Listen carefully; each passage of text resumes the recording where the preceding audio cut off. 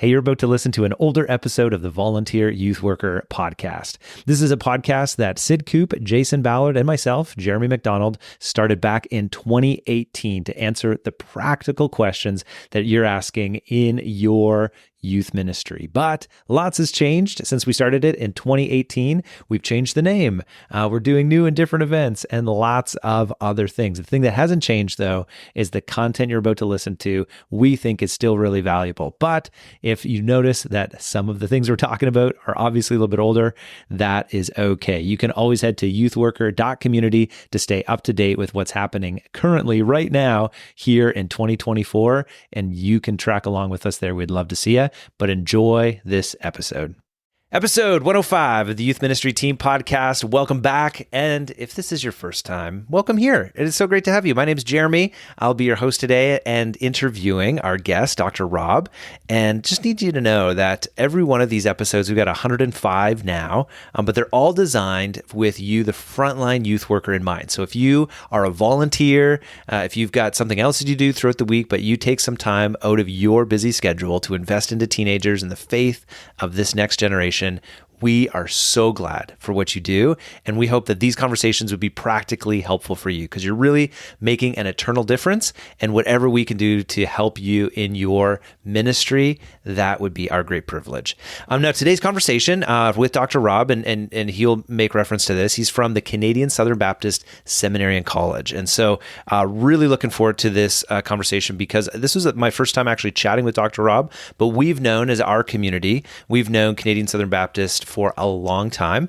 They've been big supporters of the work that we do across our country with youth workers, and really excited for honestly what they're doing in training leaders for tough places. And so we've got their links in the show notes, but certainly would love for you to check them out if you're looking for ways to be more equipped for the ministry that you are involved in. One of the great ways you can do that is through chatting with our friends over at Canadian Southern Baptist Seminary and College. But for right now, let's jump into today's conversation with Dr. Rob as we get a chance to talk about this difficult time that we're in and how we can be more prepared as leaders. Welcome to the Youth Ministry Team Podcast. Youth ministries rise and fall on the team of volunteers. So this podcast is for the whole team.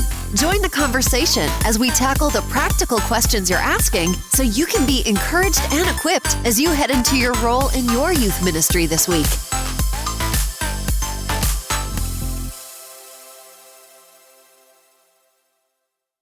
All right, friends, welcome back to the Youth Ministry Team Podcast. This is Jeremy, and I have got an interview with Dr. Rob all the way from... Now, Dr. Rob, today you're in Tennessee, but you're not usually in Tennessee. Is that fair to say?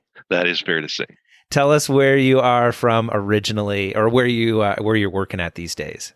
Well, I'm originally from Vancouver. I work at the Canadian Southern Baptist Seminary and College in Cochrane, Alberta. I live in Calgary, Alberta.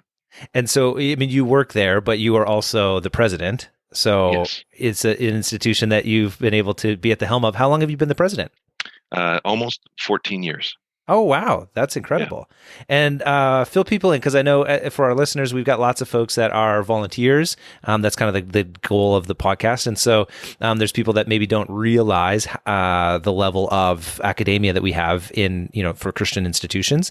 And so just kind of fill people in. What does it mean to be the president of this particular college? What do you guys do? Well, our focus is training God-called men and women for 21st century leadership in tough places. Most of the time, I just say we train leaders for tough places.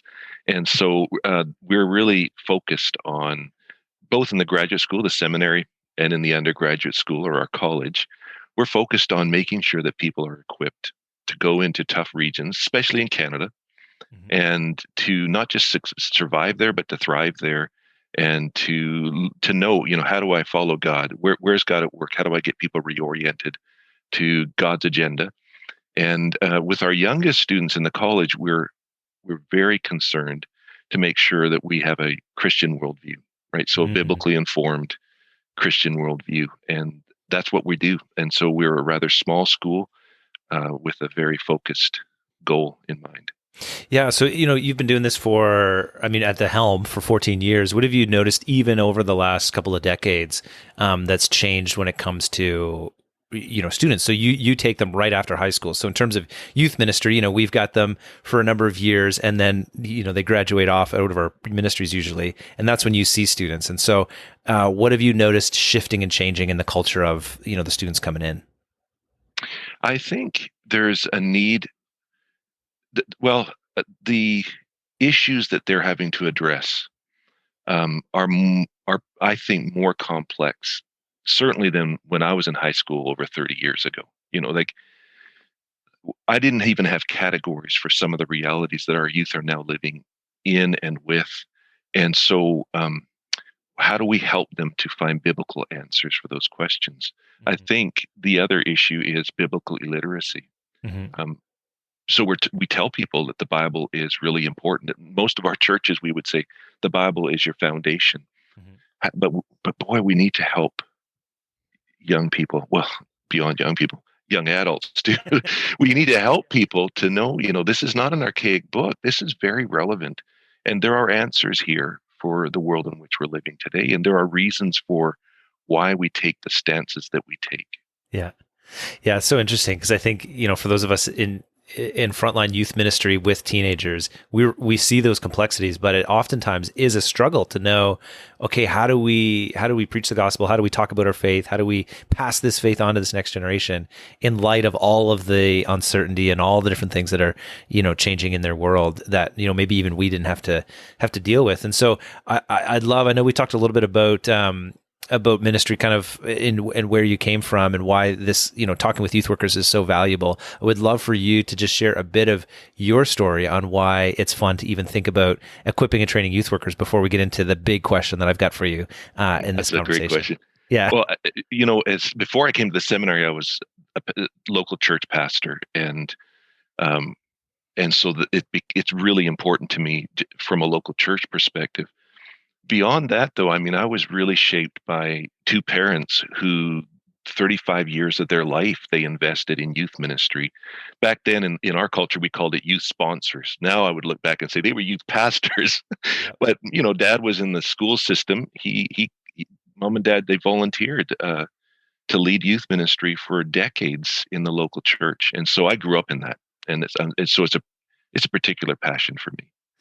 That's so great. So they did, ministry with teenagers for, you say 35 years? 35 years in total, yeah. Fascinating. Because I know there's lots of people listening that are like, mid-20s and have been doing it for like 2, and they're like, was my time up yet? Because it's hard work sometimes. Yeah. But to go the distance for 35, I think is so valuable. It's valuable for the people you invest in, and valuable for the, just the expertise that you might develop over time, learning to love kids. So that's really fun.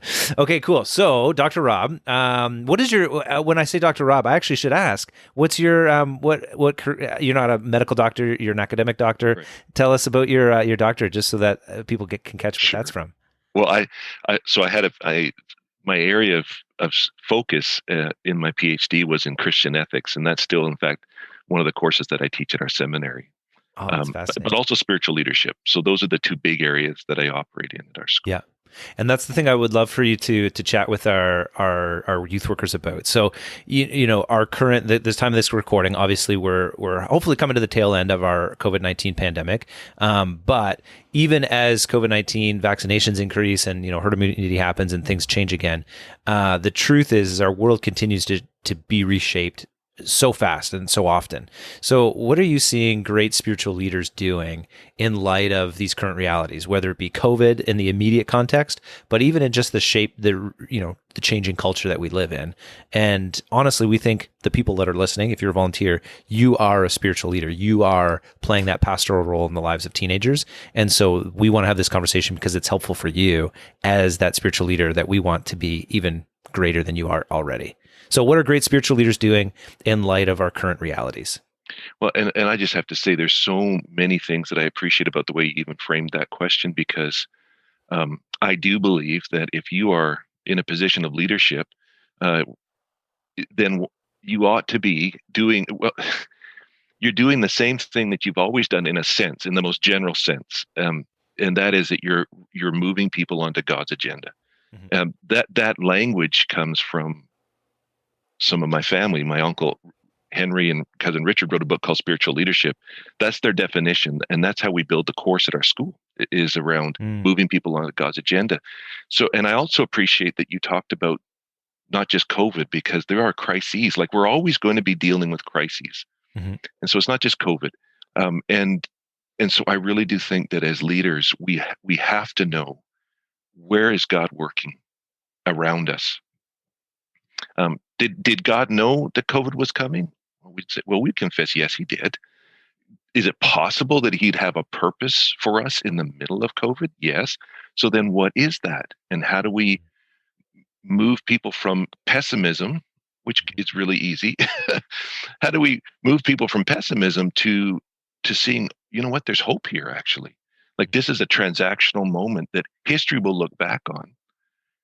And I was in a conference last week where one of the speakers said, you know, it's possible that 20, 30 years from now, people will wish they could have lived at this very moment in history. It kind of put me on my heels, thinking, really, they're going to look back and wish? But I think it's that kind of a watershed moment. It's that kind of a pivotal moment. And so, where is God working, and how do we join Him Mm. in His activity? Yeah. It's such it's so helpful to frame it in that way. What have you seen in the ministries that you're connected with and the leaders that you're talking to, where it's clear, oh, this person discovered what God was up to, and like they're joining Him in a really new, it may not even be a new expression or a new thing, but just even this year, they're seeing God move in really practical ways in their community. Well, the first thing that comes to mind without thinking too deeply about it is actually Zoom. Uh, how many of our ministries, well, let me rephrase that. It seems very difficult for me to imagine that there are very many ministries left that haven't been leveraging Zoom or whatever other social media platforms are available to us. That we've discovered we can actually do ministry on these platforms, and I recognize. I mean, this last week, on a daily basis, I've been in dialogue with youth leaders, and some are really weary, some are really struggling because they're wanting that face to face, because youth want to have fun too. And and so we've become really creative, or as creative as we possibly can be, with using Zoom for all sorts of things, including games and social encounters. But that would probably be, for me, one of the first things that jumps to my mind. Yeah. That's a change, is that we've discovered. You mean that we can connect with people in a meaningful way? We can disciple people in meaningful ways without actually having been in person. Mm.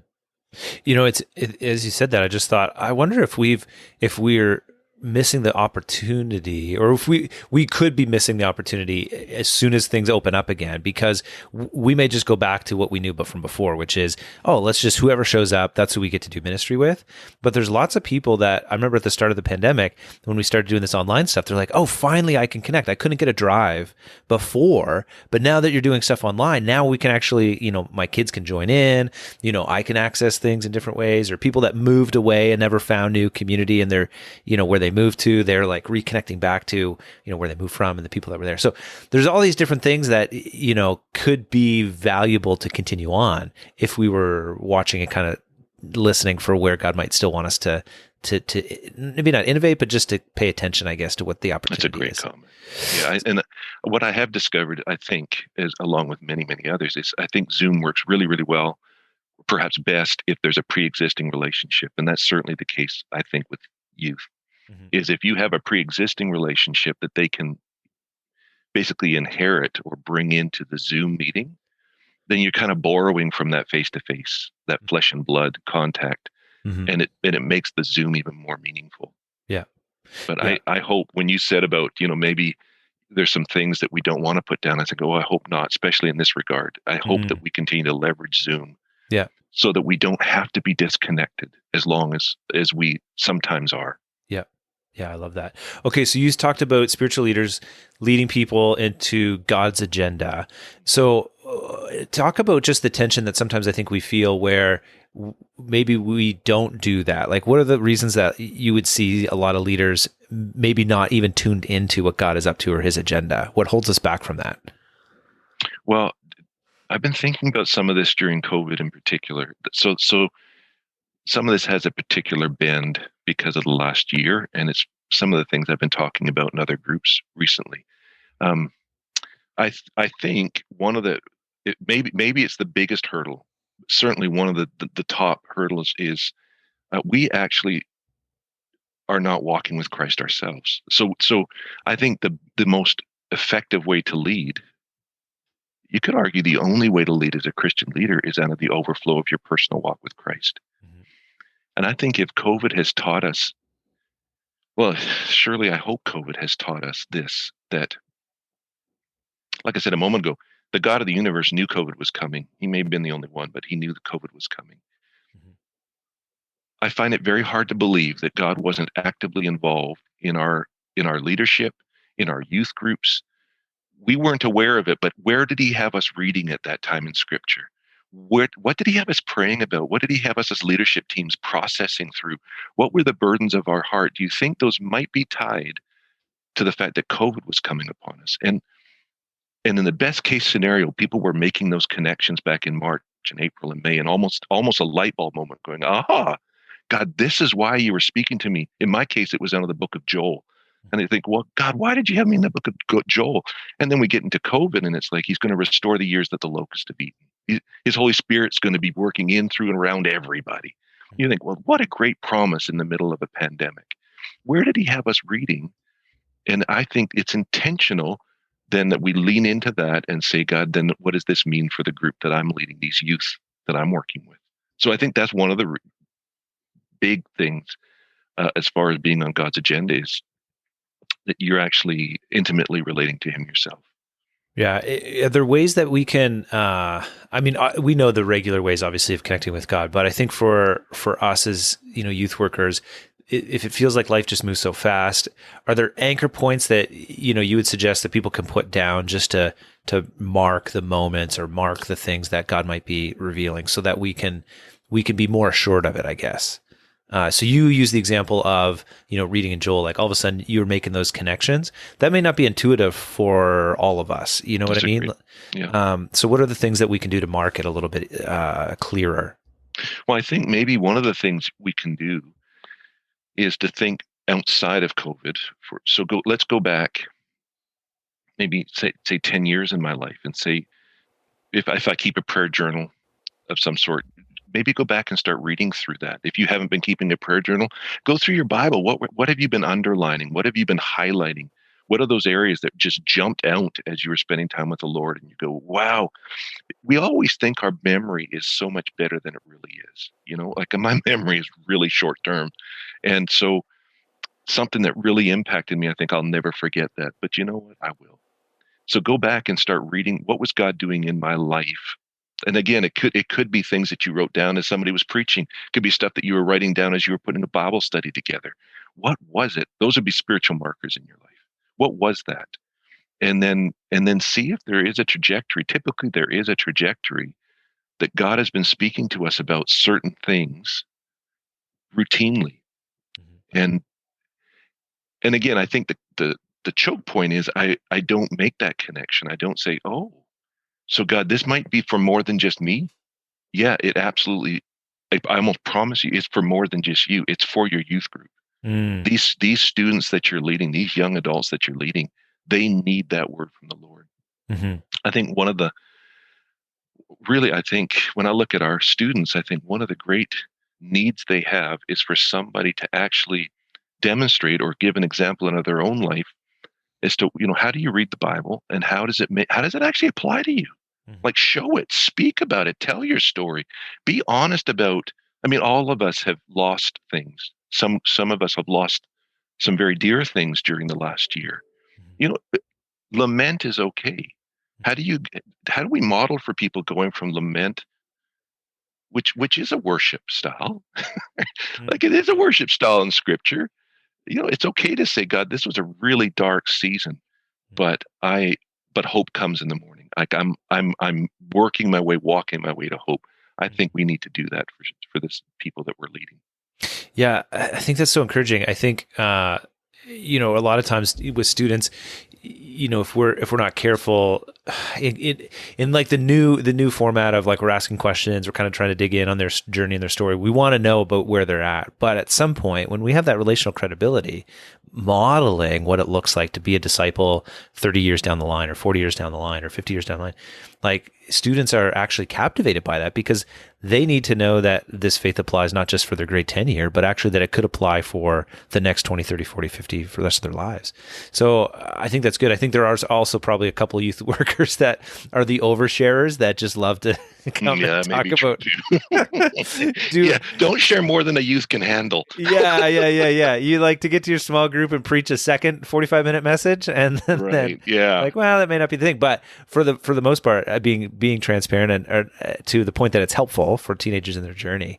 Man, that's so good. Okay, so I love this. So spiritual leaders, great spiritual leaders, you're saying move people into God's agenda, which I think is just even helpful as a frame of reference for any of us. Like, okay, what does it mean for Jim, who's in my small group, he's a grade 11 guy. How do I help him move into God's agenda in his world, in his life? Like that just as a framework, I really appreciate. And the ways to get there, you said, you want to lead from this intimacy with God that you have yourself. And so that's a great model.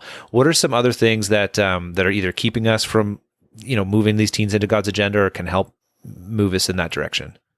Well, there's, it sounds almost like there's some things that are paradoxical, and I want to touch on both sides of one paradox, because one of the things that's happened during COVID, and I think it is particularly noticeable during COVID, is all of us were put off balance roughly a year ago. All of us suddenly felt like the earth shifted and everything went up in the air, right? So on one hand, we were living, certainly in our neck of the woods, we were living with a lot of urgency, a lot of crises that we were trying to manage. And I'm sure every single church was doing the same thing as we're trying to sort out, Zoom and how do we connect with people and et cetera.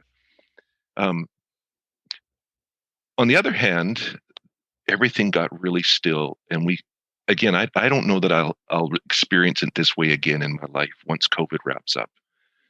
That it was almost like you lose track of what month is it? What day of the week is it? Because all of those natural markers that we have, even youth meetings happen on Wednesday night or Friday night, we lost that. Mm-hmm.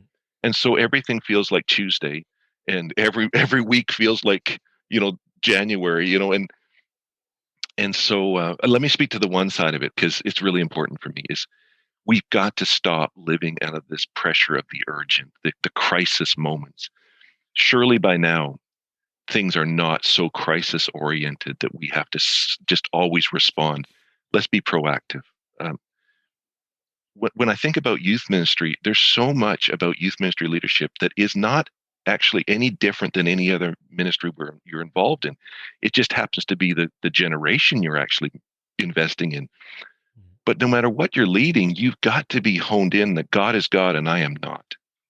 What God wants these youth to have an intimate personal relationship with him that is transformative in their life and that's informed by scripture. So I need to find space in my life or let God readjust the rhythms of my life so that I'm actually, again, coming back to this overflow, that I'm having regular personal quiet times with him. Life cannot be so urgent that I shortcut those things. So that's, I would, get away from some of this, give yourself some breathing room. Mm-hmm. I think that's really helpful. And for all of us, like, obviously this has been a wild year of trying to manage through that. And yet to offer to teenagers like this calming presence, this, hey, we don't need to see the world is on fire. I mean, even for teenagers now, I don't know what it's like, in Alberta, but in New Brunswick, I think everywhere now has like these press briefings about COVID and like it's and like a year of us rushing to what happened at the press briefing. And it's really unhelpful in lots of ways because it is reorienting our lives around, probably things that at some point it's helpful obviously to know, okay, what's the new COVID restriction or something, but at the same time for a teenager to be like looking at the numbers of cases and what's their death rate, and like it's really amping up everything, like we're all tensed around it. And so to try to offer some type of calming conversation about these types of things. Is there like a practical way to do that? I mean, Dr. Rob, like, it's nice in principle to say don't be anxious about things and to not be running to the urgent, but like, how do you actually do that? Well, number one, I think it's got to be intentional. Like, yeah, you have to be aware, because otherwise your days just get gobbled up with things that may not be important. And we know that. I mean, we know that as a leadership principle. But it's I like what you said about anxiety, though, because I think teenagers they don't necessarily show it, but I think they're taking their lead often from the adults around them. Mm-hmm. And what are we devoting our thoughts to? What's inside of our heart? Are we letting our hearts get excessively troubled, or are we what are we binge watching? Mm-hmm. You know, when I think about the rhythms of my life, I drive 45 minutes each way to my office, just to give you an example, right? So I drive 45 minutes each way to my office. That's an hour and a half a day, commuting in traffic that God suddenly just gave me back. Says, Rob, you don't have to. So what did I do with that? You know, I'm not against watching Netflix or whatever other endless supply of videos we have now, especially during COVID. But maybe it was really important for me to say, God, instead of binge watching a host of interesting video series, maybe I can take that time in the middle of a busy day, or a portion of that time, to literally be quiet and ask you, start praying through name by name. These are the ones that I've been given responsibility for. How do I speak into their life? How do I invest in their life? Because you're so right. Like, they're absorbing all of this anxiety. And people are people are trying to, even in the Christian community, I feel like there's been lots of fear mongering. There's people wanting to really feed our fear. And before I buy into any kind of social movement, I really should be getting my heart oriented. Again, the question for me is, who is God? Like, is he really in control? If I haven't answered that question, I sure can't answer it for the youth. And yeah, that's great. And I mean, jump in if you got more there, but I love even just that idea of taking the time to pray intentionally for your teenagers. That's something that, is easy to slip by, and yet, to be honest, if we're going to be serious about helping them move into God's agenda and serious about in this season, capitalizing on what God's wanting to do in their life, I think obviously we need to be praying into it as a means of even shifting our own heart. So I love that as a principle, as an idea. And one of the anxieties that I think a youth leader is feeling often right now, at least the ones that I've spoken to even in the last week, these were all youth leaders that were not able to meet with their youth groups in person yet, right? So that's the context. And the anxiety that the youth leader is feeling is, how many are we going to have left? It's the same anxiety that many churches, period, are facing. Like, how many are going to come back when we're finally able to meet like pre-COVID conditions? So as a youth leader, it's easy to say. I'm not suggesting that this is easy. It's a daily discipline, I think, to say, God, I'm going to focus on the ones I know. I'm going to focus on the ones you've given me, and I'm going to shepherd them, and literally shepherd them through this. And then on the other side, God, whoever we've got left, I at least know I've got these, and we'll start to see you rebuild our flock. So you just triggered me for a little soapbox moment. So Dr. Rob, I apologize. I'm gonna take that and run with it for a second, because what you said is so right, to shepherd the ones that are here, that we have. And what I've recognized, and we get a chance to talk with lots of different churches and youth ministries, is that oftentimes we forget that we actually have a clear list of people who have taken the time to either pop into a Zoom gathering or come in person, or like indicate their interest in our program. And for most churches, hopefully there is some type of roster or attendance record or something like that. And unfortunately, in the old way of doing youth ministry, which is, hey, whoever shows up to our program, like, we're going to do the youth group thing, we often miss the fact that there was that kid that popped in 2 weeks ago. And we've just kind of forgotten about them because they're not here this week. And so in the middle of all of this, what I think is really helpful for all of us to be paying attention to is who is on that roster, who is the teenagers that have indicated their interest in being in our small group, have shown up at least once in the last 12 months even. And if they're actually now a part of our group, they're a part of who we're called to care for and who we're called to shepherd. It probably means that for all of us as youth workers, we need to reach out to a few folks that we've not connected with, or we've not chased after, or we've not pursued. And interestingly enough, we obviously serve a God who pursues us. And so we take those cues to be willing to chase it down, because although it's hard to imagine like big evangelistic efforts in the middle of the season, although I think there's a couple of highlights of that, the great opportunity before us is we would at least look out for still the dozens that are on our list that we've, perhaps forgotten about. So I'm a big fan. Youth ministry attendance databases and rosters. This episode is not sponsored by by a database, but it really could be. It really could be. Yeah. I need a database to get excited about this, because I am fired up about printing attendance rosters. If you can let me get on a soapbox, you've triggered me now. Go for it. Yeah, go for it. Because I really feel like, I'll keep it brief. I really feel strongly that in any kind of ministry leadership, we have got to see people. Yeah. Like, that's the first name God took for himself in the Old Testament, was the God who sees. He sees people. And we need to know, people need to know that we see them, that they're not just a number that we're counted. It's not just, I can brag because of the increased size of whatever group I'm leading. Because this isn't just particular to youth ministry. But these students need to know I see you. And this conversation's actually about you. Yeah. It's not about me, it's about you, and getting you to a place where you understand who God is and all the potential that's wrapped up in you, even in these really strange months. Yeah. So 100%. Yeah, that's great. Okay, well that'll be our next conversation, and we'll talk to Planning Center or something, and then they'll make it happen for us. Yeah. Okay, so helping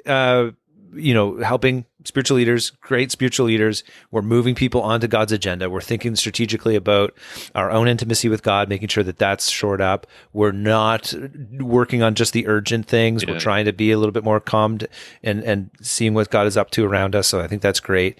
Anything else that you want to speak into as we think about connecting teenagers to what God is up to? Yeah, well, okay, so let me start with the leader, because it's always been true. We haven't maybe felt like it's true, but it's always been true that we don't have all the answers, right? There's lots of uncertainty in our life. Mm-hmm.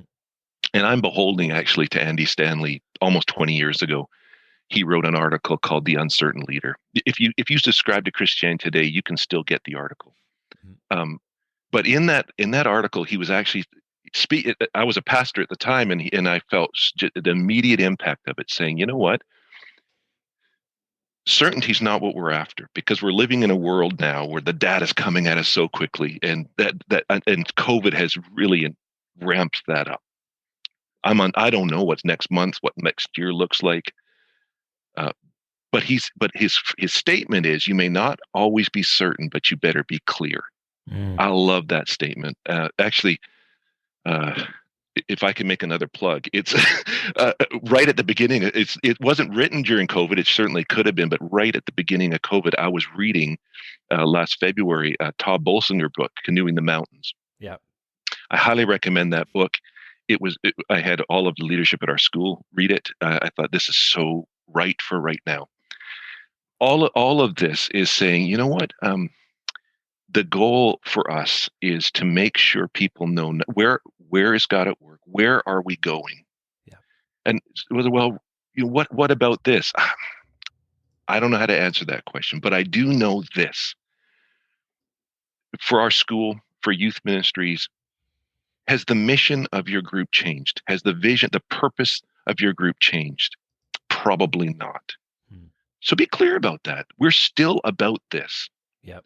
And now this is how we're getting there. Now, by God's grace, we've actually gotten to add a few other pieces. For example, like, this is what we're about. We're training God-called men and women for 21st century leadership in tough places. That's what we say at our college and seminary.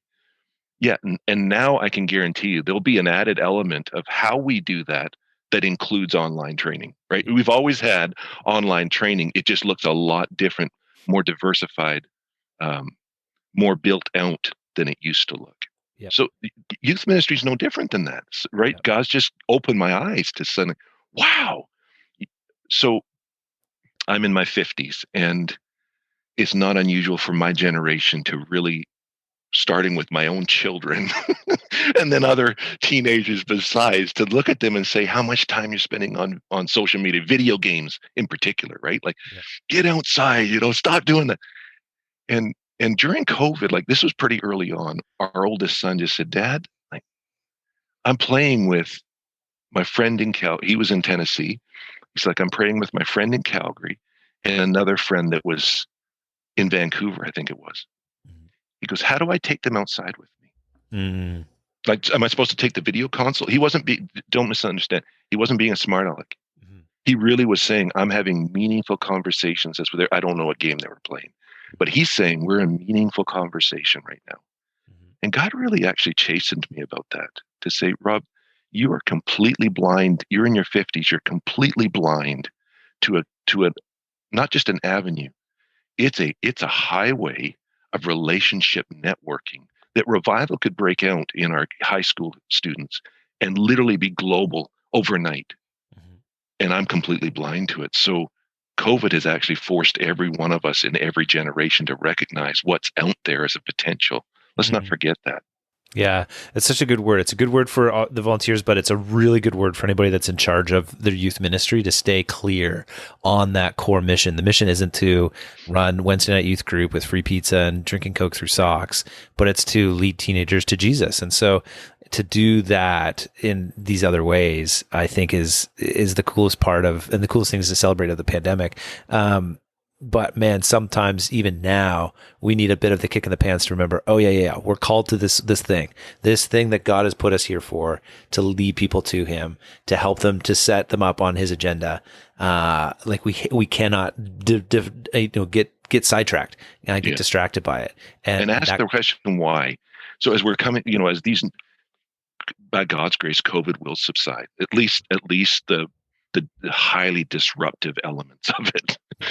Right. And we will start seeing our ministries kind of reassembling. This is a moment that we haven't had in my lifetime, but this is a moment to ask why. Why am I going to start doing this again? Like, does this actually help us fulfill the purpose? Or after having been out of this rhythm for a year, and I just talked to a pastor yesterday who said there are some things we will never do again. And it doesn't matter what the size is of your youth group. It doesn't matter how many people you have on your leadership team. There are some things that you should start doing immediately. But there are some things that you should say, we'll never do that again. It never helped us, but it was a habit. Yeah. Or it was just the way I inherited it and I just kept it going, but we shouldn't be doing this anymore. Yeah. No, I love that. Okay, so this is really great. So great spiritual leaders, they're leading people into God's agenda. We've got to think about, obviously, our personal intimacy with God. We got to think about making sure that we are taking the gas off, not being urgent, like putting out fires, but be that non-anxious presence. And then I hear you about the clarity about what God's called us to.